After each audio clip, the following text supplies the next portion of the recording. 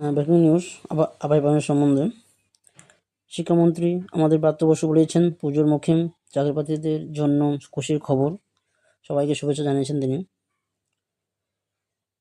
ইতিমধ্যেই চলতি সপ্তাহে বুধবার আপার প্রাইমারি চূড়ান্ত প্যানেল প্রকাশিত হয়েছে, সেটা আমরা সবাই জানি, সকলেই জানি। তার সাথে প্রকাশিত হয়েছে ওয়েটিং লিস্ট। 14,052টি পদের জন্য নিয়োগের প্যানেল প্রকাশ করেছে স্কুল সার্ভিস কমিশন।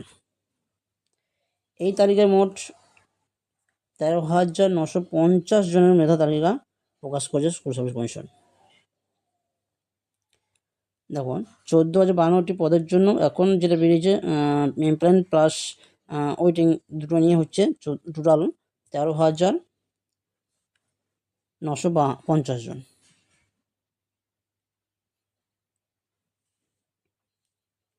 এটা আর ভ্যাকান্সি ছিল এটা। তবে উপযুক্ত সংরক্ষিত মেধা প্রার্থী না পাওয়ার জন্য মেধা তালিকা শূন্য পদের তুলনায় প্রার্থীর সংখ্যা কম। কলকাতা হাইকোর্ট অনুসারে যে অর্ডার দিয়েছিল যে 4 সপ্তাহের মধ্যেই প্যানেল বের করতে হবে, এবং সরকার সেটা করেছে, 4 সপ্তাহের মধ্যেই প্যানেল বের করেছেন। এবং এই প্যানেলের যেটা দেখা যাচ্ছে সর্বমোট মেধা তালিকা আছে 8,950 জন মতন।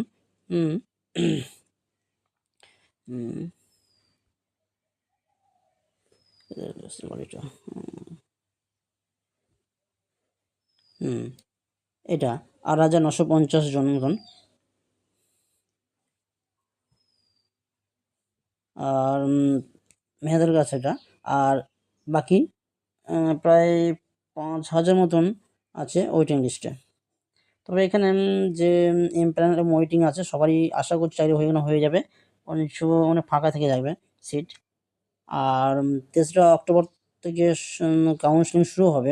নোটিশটা সম্ভবত আজকালের মধ্যেই দিয়ে দেবে সরকার, কাউন্সেলিংয়ের নোটিশ। তার জন্য তখন চিন্তার ব্যাপার নাই এখানে।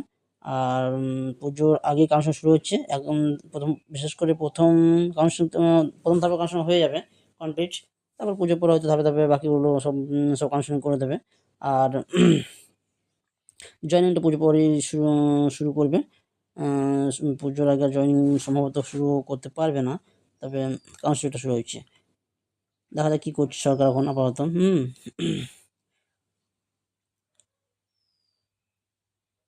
চাকরি, আচ্ছা, তবে চাকরি এখানে ওয়েটিং এবং এমপ্লয় সবারই হয়ে যাচ্ছে, কারণ সংরক্ষিত প্রার্থীদের অনেকে 2 বা তার বেশি ক্যাটাগরি জায়গা দখল করে রয়েছে। চলতি সপ্তাহে মানে এ সপ্তাহে আর কি। দেখা যাক কী হচ্ছে এখন।